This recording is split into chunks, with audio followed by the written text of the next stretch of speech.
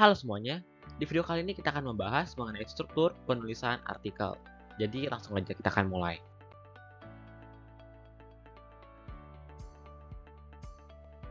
Ya, sebelum kita lanjut, terdapat juga tujuan pembelajaran yang harus kita capai tentunya ya.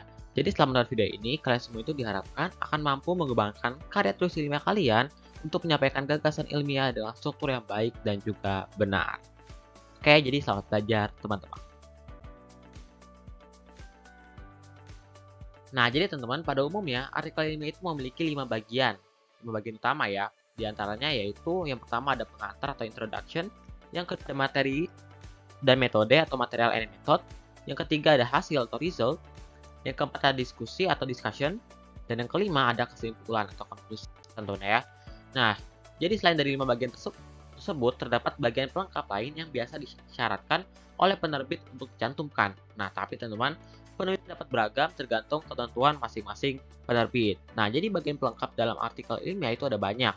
Di antaranya yaitu ada judul artikel, informasi tulis, afiliasi, informasi korespondensi, abstrak, kata kunci atau keywords ya, dasar pustaka, biografi mini, sambutan, dan juga lampiran. Oke, yang pertama kita akan membahas mengenai judul artikel dulu ya teman-teman ya. Jadi judul itu adalah bagian terpenting dalam artikel ilmiah. Oleh karena itulah sebuah judul yang baik harus disusun jelas, padat, dan juga sederhana. Nah, judul yang baik itu harus memberikan informasi akurat mengenai konten artikel dengan kata-kata yang paling sedikit. Nah, jadi dalam membuat atau judul yang efektif, kita perlu memastikan bahwa judul tersebut menjawab pertanyaan dasar seperti apa yang dipelajari ya, apa yang diukur, apa metode yang digunakan, mana, bagaimana dimaksud dilakukan, dan bagaimana studi ditelusuri. Nah, jadi terdapat 3 pendekatan dalam menuliskan judul artikel ilmiah. Yang pertama itu adalah pendekatan judul deklaratif atau declarative title, di mana penulisan judul deklaratif ini mencoba untuk menyebutkan temuan atau kesimpulan utama dalam judul. Jadi di judul kita langsung ada kesimpulannya ya, teman-teman. Nah, seperti contoh terdapat judul seperti ini. Upaya penanggulangan anemia akibat kekurangan zat besi yang didukung oleh makanan aplikasi di Serang, Banten. Nah, yang kedua ada pendekatan judul deskriptif, di mana judul ini berbeda dengan deklaratif. Kalau tadi deklaratif itu kan memberikan kesimpulan, tapi kalau deskriptif ini tidak memberikan kesimpulan di judulnya ya. Yang dimana juga pendekatan deskriptif ini itu menekan bahwa judul artikel ilmiah itu harus memuat kata kunci yang meningkatkan kemungkinan artikel ini ditemukan oleh mesin pencarian di internet. Nah, sebagai misalkan ada judul seperti ini, teman-teman. Pengaruh makanan fortifikasi dalam menanggulangi anemia akibat kekurangan zat besi di Serang, Banten. Jadi tidak ada kesimpulan dalam judul tersebut. Nah, yang ketiga itu adalah judul interrogatif.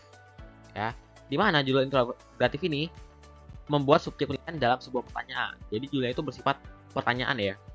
Nah, judul integratif banyak digunakan untuk kajian penelitian. Seperti contoh kalau kalian melihat judul seperti ini ya, makanan fortifikasi mengurangi angka anemia akibat kekurangan zat besi di Serang, Banten, tanda tanya. Nah, itu dalam bentuk pertanyaan, berarti itu judulnya bersifat integratif, menggunakan pendekatan integratif. Seperti itu ya, teman-teman ya. Berikutnya kita akan membahas mengenai informasi penulis. Jadi, biasanya pengaturan penulisan informasi termuat dalam panduan penulisan. Jadi, pengaturan tersebut umumnya mengatur apakah nama penulis ditulis dengan urutan nama pertama dan nama terakhir atau nama keluarga, atau diawali dengan nama terakhir atau nama keluarga dan nama pertama. Ya, seperti itu ya teman-teman ya. Nah, juga umumnya penentuan urutan penulis didasari oleh beban kontribusi yang diberikan oleh masing-masing penulis. Jadi penulis dengan kontribusi terbesar biasanya dituliskan sebagai penulis pertama, biasanya ya tentunya ya. Tapi dalam beberapa kasus penelitian multidisiplin, urutan penulis juga ditentukan dari relevansi bidang penelitian masing-masing penulis dengan bidang keilmuan studi artikel yang ditulis.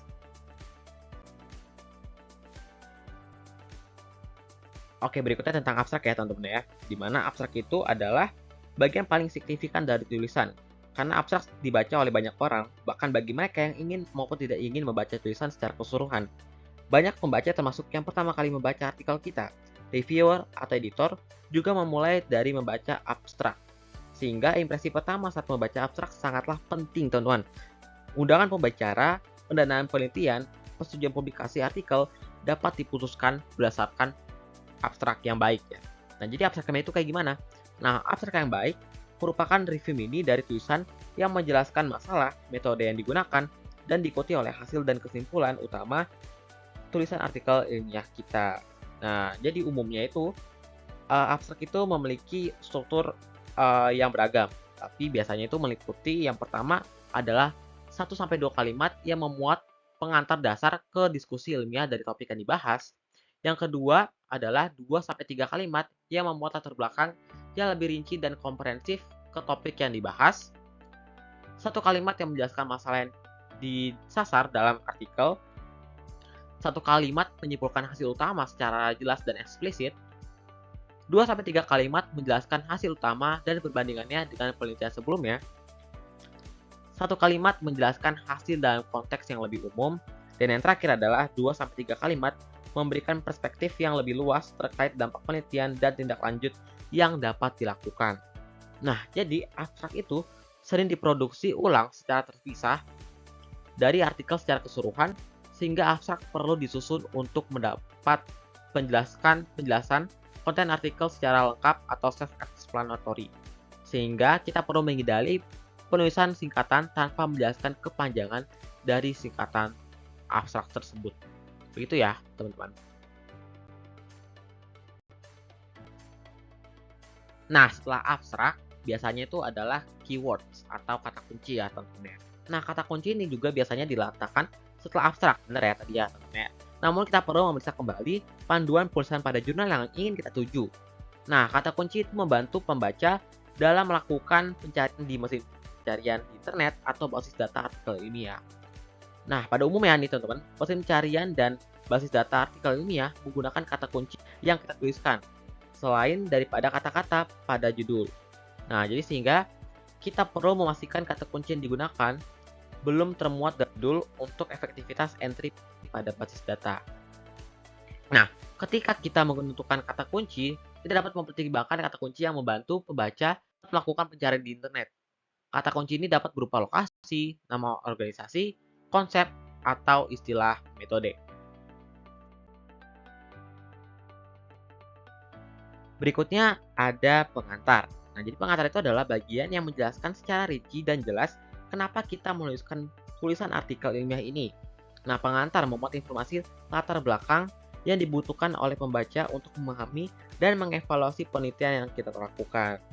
Nah, pengantar juga memberikan rasional terhadap studi dan diskusi ilmiah yang terjadi ya, teman-teman ya. Nah, jadi ada 5 tujuan dari bagian pengantar. Adalah yang pertama, itu menyampaikan masalah dan usulan solusi. Yang kedua, menyampaikan karakteristik dan ruang lingkup dari masalah yang diinvestigasi. Yang ketiga, itu kajian dari literatur terkait untuk mengarahkan pembaca. Yang keempat, menyebutkan metode penelitian. Dan yang terakhir, menyebutkan dasar dari penentuan hasil penelitian. Nah, jadi dalam mengembangkan bagian pengantar, kita perlu menghadirkan masalah sebenarnya yang melatari penelitian kita. Sehingga kita perlu memberikan informasi-informasi yang menjawab pertanyaan utama. Nah, pertanyaan yang perlu dijawab antara lain, apa yang diketahui tentang fenomena atau masalah tersebut? Apa celah atau pembahasan yang belum jelas? Bagian ini dapat dituliskan dalam 1-2 paragraf saja ya, teman-teman ya. Selanjutnya adalah bagian materi dan metode. Nah, di mana bagian materi dan metode itu memiliki tujuan. Nah, tujuannya adalah untuk membantu pembaca dalam memahami karya tulis kita dan untuk membantu mereka yang ingin mereplikasi penelitian kita. Nah, bagian materi dan metode ini harus memberikan detail yang cukup untuk mengevaluasi dan apabila dibutuhkan untuk mereplikasi laporan dalam artikel ilmiah. Nah, jadi teman-teman, dalam bagian materi dan metode ini terdapat beberapa elemen kunci yang biasanya tercakup dalam hal ini ya. Yang pertama itu adalah metode penelitian, di mana itu menjelaskan tentang jenis metode penelitian yang digunakan. Misalnya penelitian eksperimental, survei, studi kasus, analisis data sekunder. Yang kedua adalah partisipan atau subjek, di mana hal ini tuh tentang siapa yang terlibat dalam penelitian, termasuk jumlah partisipan, karakteristik demografis seperti usia, jenis kelamin, latar belakang pendidikan, serta kriteria inklusi dan eksklusi. Yang ketiga itu ada alat dan bahan, di mana penjelasan ini tentang alat dan bahan yang digunakan dalam penelitian, seperti instrumen pengukuran, perangkat laboratorium, kuesioner, atau perangkat lunak analisis. Yang keempat ada prosedur, ya, rincian langkah-langkah yang diambil selama penelitian, mulai dari pengumpulan data hingga analisis data. Nah, tadi itu prosedur itu termasuk ini ya, wawancara, observasi, atau eksperimen. Yang kelima itu ada variabel dan pengukuran. Hal ini tuh tentang variabel yang dipelajari, seperti variabel independen, dependent, kontrol, dan bagaimana variabel-variabel tersebut diukur atau dioperasionalisasi. Yang keenam, meta-analisis data. Penjelasan tentang teknik statistik atau metode analisis data yang digunakan untuk menganalisis hasil penelitian. Ini biasanya itu mencakup analisis kuantitatif, seperti regresi, ANOVA, atau analisis kualitatif seperti coding tematik. Yang terakhir ada etika penelitian, di mana hal ini tuh menyebutkan informasi tentang persetujuan etis dan langkah-langkah yang diambil untuk melindungi hak dan partisipan, seperti persetujuan yang diinformasikan dan kerahasiaan data. Gitu ya, teman-teman. Berikutnya adalah bagian hasil, di mana bagian ini merupakan inti dalam sebuah artikel ilmiah yang menentukan kualitas artikel ilmiah yang kita tulis. Nah, apabila kita tidak menyampaikan hasil dengan bagus dan meyakinkan, seberapapun bagus bagian lain dalam artikel ilmiah kita, kemungkinan untuk artikel kita ditolak akan besar. Ya, tentunya. Jadi hasil itu harus baru, signifikan, meyakinkan, dan didukung oleh bukti-bukti yang relevan dan kuat. Jadi hasil ini ada penggunaan tabel ya, penggunaan tabel, grafik, gambar, diagram itu juga dibutuhkan dalam menyampaikan hasil. Namun tidak berarti semua data itu membutuhkannya. Nah, gunakanlah tabel, grafik, gambar, diagram hanya jika bentuk tersebut lebih mudah dipahami ketimbang narasi teks. Ya. Nah, ada beberapa hal yang perlu dihindari dalam menulis bagian hasil ya. Yang pertama tuh tidak perlu mengulang kembali pembahasan mengenai metode. Metode telah dijelaskan pada bagian metode ya, karena metode telah dijelaskan sebelumnya. Dan tidak perlu menyampaikan semua data-data yang diukur atau ditemukan. Nah, sampaikan data dan temuan yang memiliki signifikansi dalam mendukung penyampaian informasi atau pengetahuan baru. Yang ketiga, tidak perlu mengulang penyampaian data yang sama lebih dari sekali. Nah, kita dapat menggunakan tabel atau gambar.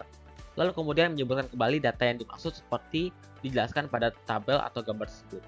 Ya, jadi kayak tabel titik misalkan atau gambar titik 8 menjelaskan apa gitu ya, teman-teman ya. Kemudian yang terakhir adalah jangan biarkan pembaca memaknai dan menganalisis data kita sendiri. Nah, pembaca dalam konteks baru pertama kali melihat data kita sehingga pembaca membutuhkan bantuan untuk dapat cepat mengambil makna dan kebaharuan dari informasi dan pengetahuan yang kita ingin sampaikan. Gitu ya teman-teman ya. Selanjutnya adalah bagian diskusi, yang dimana bagian ini memungkinkan kita untuk membahas lebih dalam dan luas tentang temuan penelitian kita yang telah kita bahas pada bagian hasil. Nah, bagian diskusi itu mencoba untuk membahas apa arti dari data-data yang dijelaskan pada bagian sebelumnya, bagian hasil ya. Nah, jadi kita itu dapat menyampaikan prinsip-prinsip, hubungan, dan generalisasi yang mengikuti hasil-hasil yang disampaikan pada bagian hasil. Nah, tapi teman-teman, ada hal yang perlu kita hindari dalam menuliskan bagian diskusi ya. Yang pertama itu jangan mengulangi apa yang ditulis di bagian hasil, meskipun telah diparafrase. Tidak boleh ya tentunya. Yang kedua, jangan memperkenalkan hasil baru. Nah, pada praktiknya banyak temuan yang baru ditemukan saat menuliskan bagian diskusi. Meskipun demikian, pastikan temuan-temuan tersebut disebutkan pula pada bagian hasil dengan dukungan data dan fakta yang relevan pada penelitian yang dilakukan.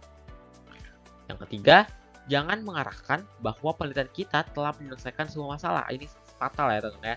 Pada bagian diskusi kita memang perlu menuliskan signifikansi penelitian dan bagaimana penelitian kita memberikan pencerahan pada bidang yang terkait.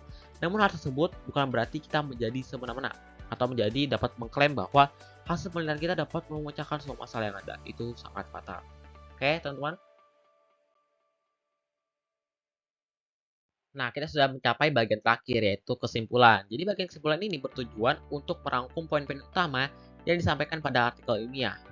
Nah, jadi kesimpulan ini menjadi kesempatan terakhir kita untuk menyatukan argumen-argumen ilmiah kita dan menyampaikan gagasan dan posisi kita dalam diskusi akademik, serta meyakinkan pembaca tentang pentingnya pengetahuan yang kita sampaikan melalui artikel ilmiah kita sendiri.